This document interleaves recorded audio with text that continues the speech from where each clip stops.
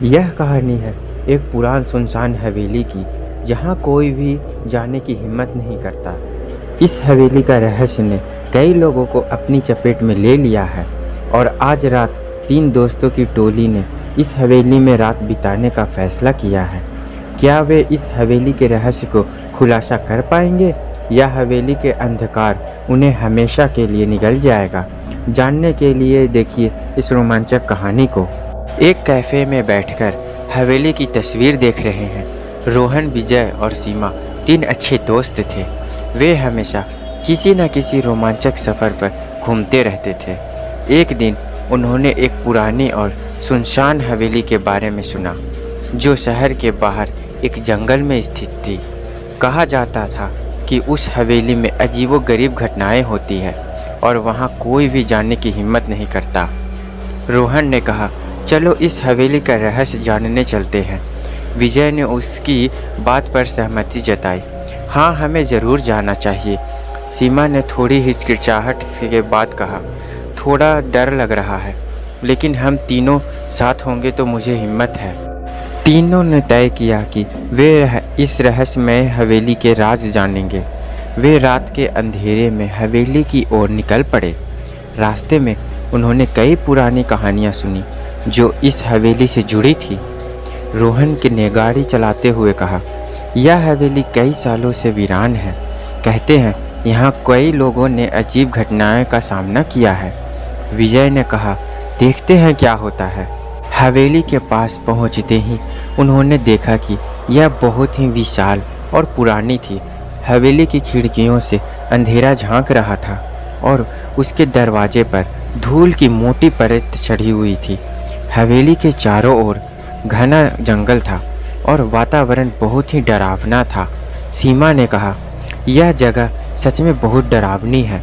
रोहन ने हिम्मत बांधते हुए कहा, डरो मत, हम सब साथ हैं। वे तीनों डरते डरते हवेली के भीतर प्रवेश कर गए। अंदर का माहौल और भी डरावना था। फर्श पर धूल की मोटी परत और जगह जगह मकड़ी के जाले लगे हुए थे। उन्होंने अपने मोबाइल का टॉर्च चालू किया और रास्ता बनाया। आगे बढ़ते गए। विजय ने कहा, यहाँ तो बहुत समय से कोई आया ही नहीं है। रोहन ने सहमति से सिर हिलाया और बोला, चलो देखते हैं अंदर क्या है।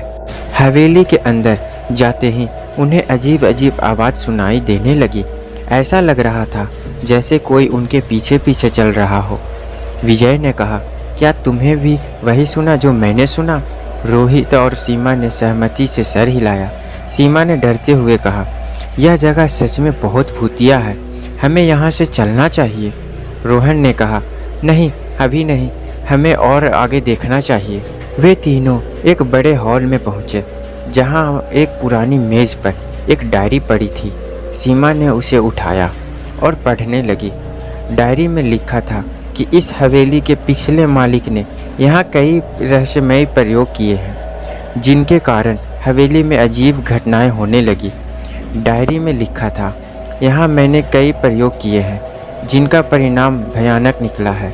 मैं अब इस हवेली को छोड़कर जा रहा हूँ, लेकिन मेरी आत्मा शायद अभी भी यहाँ मुक्त नहीं हो पाई है।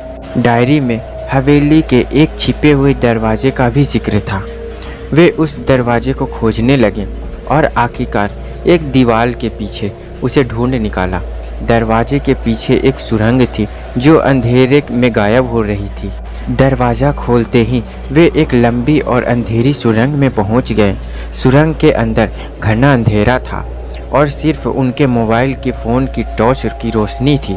सुरंग में चलते हुए उन्हें कई डरावनी आवाज़ सुनाई दे रही थी। रोहन ने कहा, इस सुरंग के अंत कहाँ है? विजय ने जवाब दिया, पता नहीं, लेकिन हमें आगे बढ़ना चाहिए। सुरंग के अंत में वे एक बड़े कमरे में पहुंच गए। कमरे में कई अजीब उपकरण और रासायनिक बोतल रखी हुई थी।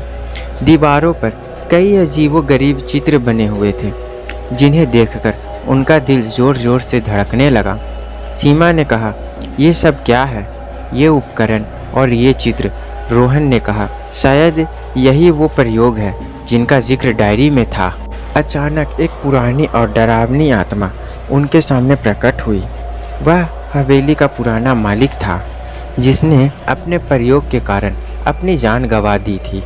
उसकी आत्मा अब भी उन प्रयोगों के परिणामों से मुक्त नहीं हो पाई थी। आत्मा ने कहा, तुम्हें यहाँ नहीं आना चाहिए था, अब तुम भी मेरे जैसे हो जाओगे। आत्मा के प्रकट होते ही वे तीनों डर के मारे चीखने लगे, वहाँ से भाग निकले। उन्होंने सुरंग से बाहर निकलने की कोशिश की, लेकिन रास्ता बहुत लंबा और कठिन था। सीमा ने कहा, हमें जल्दी भागना होगा। रोहन विजय ने उसे सहारा देते हुए तेजी से बाहर की ओर दौड़ने लगे। कई कठिनाइयों के बाद वे आखिरकार हवेली से बाहर निकलने में कामयाब हो गए। वे तेजी से अपनी कार की ओर दौड़े और वहां से निकल गए। रोहन ने कहा, हम बच गए।